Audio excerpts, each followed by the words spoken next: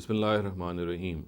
The misconception that we're going to discuss today vis-a-vis the concept of prophethood is the issue mentioned specifically in a Quranic verse as per which sin has been ascribed to the Prophet Muhammad sallallahu alaihi wasallam. In other words, there is a specific verse in the Quran which says that the Prophet Muhammad sallallahu alaihi wasallam would be forgiven his past and his future sins. Now, of course, the question which arises is that if this is the case, then what is the nature of the sin committed by the Prophet Muhammad sallallahu alaihi wasallam, to which the Quran very explicitly says that they shall be forgiven.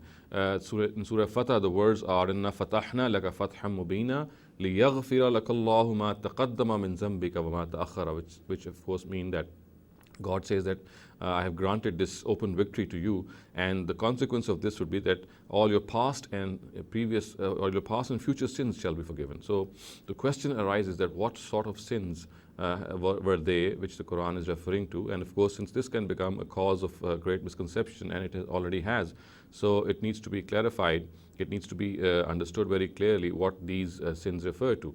Now, if we study the Quran and specifically the various accounts of the prophets of God mentioned in the Quran, and specifically the account of the Prophet Muhammad mentioned in the Quran, we find that the nature of their blemishes or the nature of their mistakes do not at all are of the category of following their own base desires.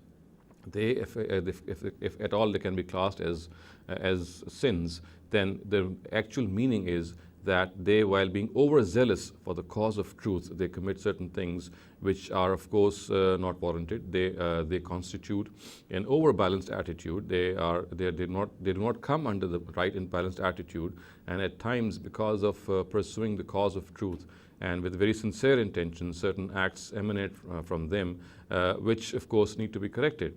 And these are the sins which the Quran refers to here in this verse of Surah Fatah. Now, if we study the Quran, we'll find a few instances which have been clearly referred to in the Quran. For example, we know that in Surah Tahrim, when the Prophet Muhammad sallallahu alaihi wasallam, it is referred to that he had prohibited certain things, a certain thing on himself, which was absolutely allowed by the Almighty, and the Almighty said, "Lima tuharrimu ma ahallallahu lak." Why is it that you have forbidden a certain thing on yourself merely to please your own wives? And whereas the fact of the matter is that that particular thing has been allowed to you. Now, of course, this is something which the Prophet Muhammad sallallahu alaihi wasallam, if he had done something like this, he'd had to be corrected, because since he had to become an example for the ummah, so therefore any person like or dislike in this manner would have caused a great commotion and great effect on the rest of the people. So he was corrected here. Similarly, we know that the hypocrites would come to him and they would make certain excuses so that they could be left out of jihad. And the Prophet Muhammad sallallahu alaihi wasallam, out of his own graciousness, would allow them to be left behind. And at this, we know that the Quran has very, very lovingly chided him by saying, "Afallahu anka lima azinta lahum."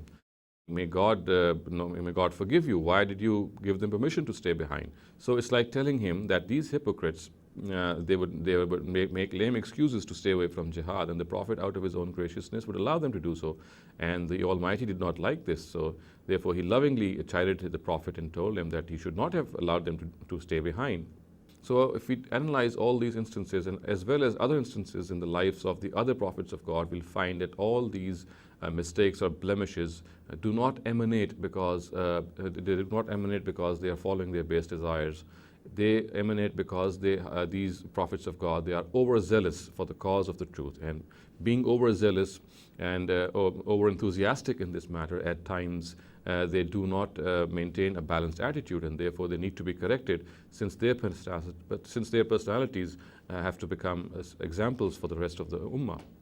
So it needs to be understood that the zamb or sin, which this verse of Surah Fatah ascribes to the Prophet Muhammad sallallahu alaihi wasallam, refers to these very mistakes and blemishes, which are in themselves, they are not the result of any insincerity. They are absolutely the result of a very sincere person who, in his enthusiasm and zeal to present the message of Islam, at times exceeds limits and has to be corrected.